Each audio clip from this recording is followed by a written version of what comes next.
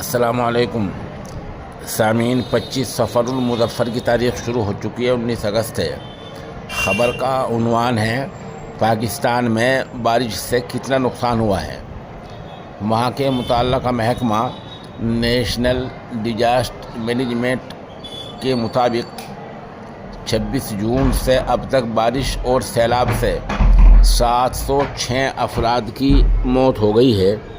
صرف پچھلے 24 گھنٹے میں ہی 24 لوگ لقمہ اجل ہو گئے ہیں۔ مرنے والوں کے علاوہ 965 لوگ زخمی ہیں جن کا علاج چل رہا ہے۔ تازہ جو اعداد شمار پڑوسی ملک نے جاری کیے ہیں ان میں بتایا گیا ہے کہ سب سے زیادہ تباہی خیبر پختونخوا میں ہوئی ہے۔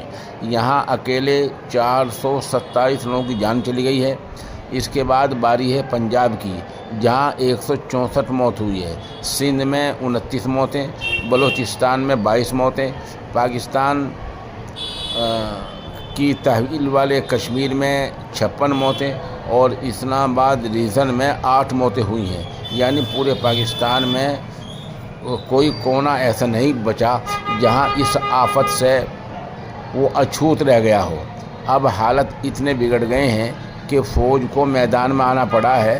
آرمی ترجمان لیفٹیننٹ جنرل احمد شریف چودھری نے صحافیوں کو بتایا کہ فوج اب تک 6903 افراد کو بچا چکی ہے۔ ساتھ ہی 9 میڈیکل کیمپ لگا کر زخمیوں کا علاج کیا جا رہا ہے۔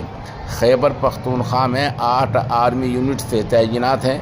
بنر علاقے میں 2 بٹالین 24 گھنٹے کام کر رہی ہیں۔ آرمی ایویشن کے ہیلی کاپٹر راحت سامان اور لوگوں کو محفوظ مقامات پر منتقل کر رہے ہیں۔